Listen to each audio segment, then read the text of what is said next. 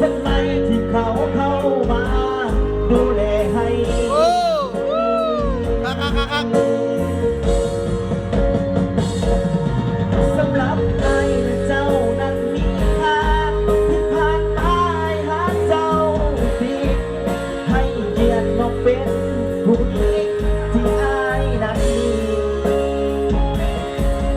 อยากให้ฝากเรียกเธอว่าแฟนเดินควงแขนสนับสนุนก็ยังมีอยากให้รู้ว่าที่เฮ็ดแบบนี้ไอ้มีเหตุผลแค่อยากบอกให้